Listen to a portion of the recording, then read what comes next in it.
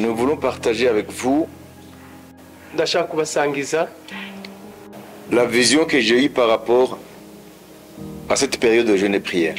iyerekwa nagize ku bijyanye n'iki gihe turimo cyo gusenga no kwiyiriza. Donc je me voyais dans une ville, nibonye ndi mu mujyi mu murwa runaka, et dans cette ville, la ville était divisée en deux parties. mu murwa rero warugabanijwemo ibice bibiri. J'ai commencé d'abord par la partie qui était une partie qu'on dirait plus ou moins urbanisée, avec des belles maisons. nahere mbere na mbere ku gice kimwe cyo gisa naho cyubakitse ari umujyi uteye imbere n'amazu meza. Donc avec un standing qui est quand même des gens de classe moyenne. ari umujyi utuwemo n'abantu bari mu rwego rwifashije, avec de belles maisons au niveau architecture. n'amazu meza mu buryo bw'imyubakire. Mais quand on m'a fait entrer à l'intérieur, ariko maze kwinjizwa imbere dans ces maisons-là, muri ayo mazu, je me voyais comme architecte et aussi conseiller technique. nibonye nk'umuntu w'inzobere mu by'ubwubatsi ndetse n'umujyanama muri byo. Alors j'ai été étonné rero ndatangara de voir que la structure était en matériaux très chers. mu kubona ko ibyari byubatse ayo mazu byari ibikoresho by'igiciro, Donc de matériaux durables. ibikoresho by'igiciro bihenze bikomeye. Mais en regardant par exemple les portes, les fenêtres, l'intérieur, etc., ariko mu kwitegereza amadirisha, imiryango n'ibindi, on a utilisé du matériel de basse qualité. bakaba barakoresheje ibikoresho biciriritse byo hasi. Ça veut dire que certains endroits de la maison, ceux qui ont construit la maison, ils ont utilisé du matériel qui ne cadrait pas avec la valeur de la maison. nuvuga ngo mu bice bimwe na bimwe bigize iyo nzu, abakoze mu kubaka bagiye bavangamo ibikoresho bisuzuguritse bidafite agaciro gahwanye n'ibigize iyo nzu. Des vitres qui valent presque rien, amadirisha afite agaciro kari hasi, des portes qui valent très peu. inzugi z'agaciro kari hasi. Ça veut dire que la structure est ce qui a été utilisé comme accessoire, ça n'a rien à voir au niveau qualité. nuvuga ngo ibigize inzu muri rusange wirebeye hanze n'ibyo bintu bitwara amadirisha, inzugi n'indi bibigize biranyuranye ku gaciro. Et j'ai commencé à parler au propriétaire. rero ntangira kubwira nyir'inzu, Je disais, mais quand même, tu ne peux pas utiliser ce genre de vitres et ce genre de portes dans cette maison. ndamubwira ntariko ntabwo wakoresha izi nzugi z'ubu buryo muri iyi nzu imeze uko. C'est dévaloriser la maison. ni ugutesha agaciro inzu. Donc j'ai inspecté cette partie-là qu'on qualifierait de high standing. ubwo rero nabanje kureba kiriya gice icyo twakwita ko kigizwe n'inzu zo mu rwego rwo hejuru. Donc il y avait beaucoup à critiquer sur ces maisons. hari byinshi byo kugaya kuri izo nzu. Alors je suis parti de l'autre côté, ça veut dire dans l'autre partie de la ville. noneho nyuma nza kujya mu kindi gice rero cy'uwo mujyi. Là alors c'est une partie qui n'est même pas urbanisée. aho rero ni igice kitarimo ibikorwa remezo, mbese Il n'y a pas de viabilité. ntabwo harimo ibikorwa remezo. Donc pas de route. nta mihanda. Les maisons sont construites en désordre. amazu yubatse mu kajagari. Et quelles maisons? n'amazu yo bwoko ki? Des maisons à bric à daube. amazu ya rukarakara. Même entre les murs et la toiture, ndetse no hagati y'inkuta n'igisenge, les murs n'arrivaient pas jusqu'au bout. inkuta ntabwo zageraga hejuru ku gisenge. Donc il y avait des espaces où pouvaient passer même les rats, les chats, etc. hari n'imyanya yashobora kunyuragamo imbeba, injangwe n'ibindi, Pour ne pas dire les moustiques, etc. ntavuze imibu. Et puis c'est des petites maisons. kandi twari n'utuzu duto cyane, Presque pas de fenêtres. mbese nta n'amadirishya, utudirisha duto cyane. Et les fenêtres, les unes étaient carrément ouvertes, d'autres étaient cachées par des cartons, etc. amadirisha amwe yari akinguye, andi atwikiriwe n'ibikarito. Donc il n'y avait pas de fenêtres, quoi. niyo ngo nta madirishya yagaragara.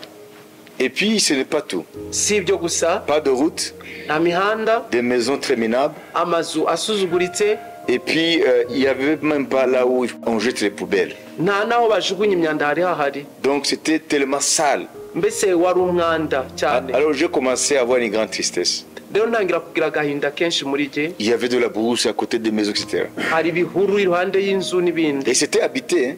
ariko zari zituwemo Alors, pendant que j'étais dans cette tristesse, rero nkiri muri uwo mubabaro l'explication m'est venue. ubusobanuro bunzaho Dit, tu as vu cette ville, buravuga ngo uriya mujyi wawubonye uteye imbere que ce soit la première partie qui semble être une partie où habitent les gens qui sont relativement aisés, wabonye uriya mujyi cyaba ari igice cya mbere kigaragara ko kirimo abantu basa n'aho bifashije mais tu as vu que ces maisons-là ont été construites, oui, avec des matériaux durables, mais ils ont ajouté des choses qui ne cadraient pas avec ces maisons, ariko witegereje ubona ko ayo avec mazu le plan de construction. yarakozwe n'ibikoresho bikomeye by'igiciro ariko harimo n'ibindi bisuzuguritse Alors, ces maisons-là, rero ariya mazu ce sont des gens qui sont dans ma maison, ni abantu bari mu nzu yanjye qui croient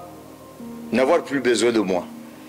bibwira ko ntabwo bakinkeneye C'est-à-dire, ils ont tout. niba ngo bafite byose Ils ont le salut, bafite agakiza ils savent prier, bazi gusenga ils vont de temps en temps dans les réunions, rimwe na rimwe culte. bakajya mu materaniro mais ils ne savent pas que ariko ntabwo bazi ko ce n'est que l'apparence. ntabwo bazi ko ari ibigaragarira hanze gusa Donc, il y a des choses que j'ai construites dans leur vie, niba ngo hari ibintu nubatse mu buzima bwabo mais après, il y a des choses que elles-mêmes construisent.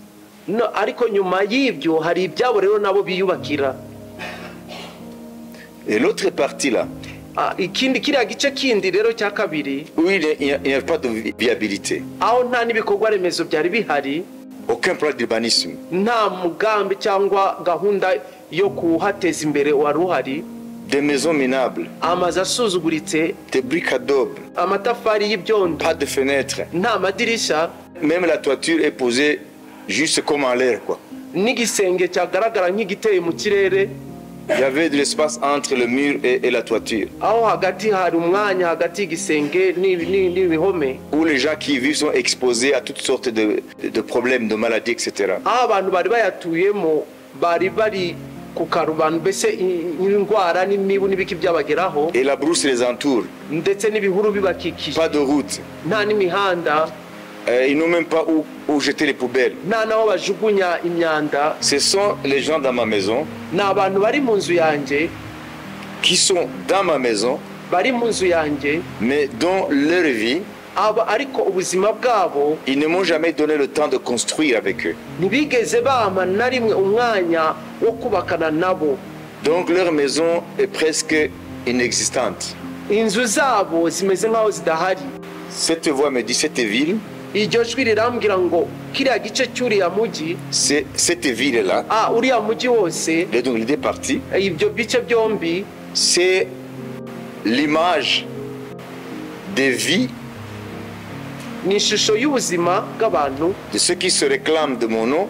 biyitiriye izina ryanjye C'est comme ça que je les vois. niko jye mbabona Et ces temps de prière, ibi bihe by'amasengesho de jeûne et prière byo kwiyiriza no gusenga que vous avez entamé mwatangiye pour rechercher ma face, mushaka mu maso hanjye c'est un temps favorable pour vous. ni igihe cyiza kuri mwe Parce que je vais entrer dans la ville kuko ndaza kwinjira muri uwo mujyi et je vais reconstruire nongere nubake bundi bushya selon mon plan, nk'uko umugambi wanjye uri selon ma volonté. nk'uko ubushake bwanjye buri Et je vais transformer ces maisons. kandi nzahindura ayo mazu Là où les maisons sont construites en dur, mais dont il y a certaines choses qui ne cadrent pas avec les maisons, aho amazu yubakitse n'ibikoresho bikomeye by'igiciro ariko harimo ibindi bikoresho bidahuye agaciro n'ayo mazu je vais les faire prendre conscience ndaza gutuma babigaragarira de leur état devant moi. bagaragarizwa uko bameze imbere yanjye Et ils vont crier à moi, bazanakira Et moi, je vais enlever tout ce qui ne cadre pas avec leur maison. nanjye mvaneho ibintu byose bidahuje agaciro n'inzu zabo, Et je vais mettre du matériau qu'il faut. noneho mbashirireho ibikoresho bikwiriye. En d'autres termes, je vais restaurer leur vie. Mu yandi magambo ndaza kongera gutunganya ubuzima bwabo. Et l'autre partie là, Ikindi gice, kiriya gice kindi cya kabiri, où la misère se dégageait, aho hari ubukene bwinshi bugaragara, je vais reconstruire ndaza kongera kubaka à partir du fondement, guhera mu rufatiro, reconstruire toute leur vie. kubaka ubuzima bwabo bwose. Et après, Nyuma yaho il n'y aura plus de différence nta tandukaniro risongera kuba entre les deux parties. y'ibyo bice bibiri. Il y aura une seule ville Hazaba umujyi umwe faite ukozwe de maisons qui ont de la valeur n'amazu afite agaciro à mes yeux mu maso yanjye, et dont les habitants abatuye muri uwo mujyi vont se réjouir ensemble. bazanezererwa hamwe bose. Cette ville va refléter ma gloire. Uwo mujyi uzamenyekanisha icyubahiro cyanjye. Et Dieu dit, Imana ikavuga ngo c'est comme ça qu'il nous voit. uko niko itureba. Il y en a qui sont dans la première partie. Hari abari muri cya cyiciro cya mbere, Ce sont des gens réellement qui ils ont marché avec le Seigneur certain temps. ni abantu ku by'ukuri bagendanye n'umwami igihe runaka, Et Dieu a eu le temps de construire quelque chose. Imana ikagira igihe cyo kubaka ikintu muri bo. Mais après, Ariko nyuma yaho ils se sont arrêtés barahagarara, dans la recherche de Dieu, bahagarara gushaka mu maso y'Imana, dans la soif de Dieu. kugira inzara n'inyota by'Imana. Alors leur maison Rero inzu zabo qui était construite zari zarubatswe selon les normes, nk'uko zari zarubatswe ku murongo. après ils ont commencé à fabriquer leur propre conception du salut. Nyuma yaho bo batangira kwiyubakira uko batekereza agakiza. Alors l'intellect a remplacé la foi en ma parole. Rero ubwenge bwabo buza gusimbura ukwizera kuri mu ijambo ryanjye. Et la routine s'est installée. Imigenzo noneho iza gufata umwanya. Les traditions se sont installées. Imigenzo n'imihango biza gufata umwanya mu buzima bwabo. Et pour les autres, Hanyuma ku bandi leur vie n'a jamais été construite. ubuzima bwabo ntibwigeze kubakikwa na gato. Alors pendant que vous cherchez ma face, Mugiye murashaka mu maso vous hanjye, ressemblez à ces maisons, mushushanywa n'ayo mazu les uns et les autres. bamwe n'abandi. Mais je me réjouis Ariko ndanezerewe de ce que vous cherchez ma face. yuko murashaka mu maso hanjye. C'est comme ça que vous étiez avant de commencer. Uko niko mwagaragara mbere yo gutangira amasengesho. Mais au fur et à mesure que vous cherchez ma face, Ariko uko muzarushirishaho gushaka mu maso hanjye, je vais reconstruire la ville. nzongera kubaka uriya mujyi, Je vais reconstruire ma ville. nzongera kubaka umujyi Et wanjye. vous êtes les maisons dans ma ville. Kandi mwe muri amazu ari muri uwo mujyi wanjye. C'est moi qui suis l'architecte Nijye mwubatsi, et l'inspecteur. nijye ugenzura ibikorwa. Je vais reconstruire ma ville. Nzongera kubaka bushya umujyi Ma wanjye. ville, c'est ma maison. Umujyi wanjye niyo nzu Et yanjye, les maisons dans la ville, c'est vos vies. kandi inzu muri uwo mujyi ni ubuzima bwanyu. Je ne m'arrêterai pas Ntabwo nzahagarara sans avoir nararangiza passé en revue narangiza gusuzuma toutes les maisons, amazu yose, à détruire ce qu'il y a à détruire gusenya ibyo ngomba gusenya et à finir ce qu'il faut bien finir. no gusoza ibyo ngomba gusoza. Voilà la vision. Ibyo ni byo yerekwa.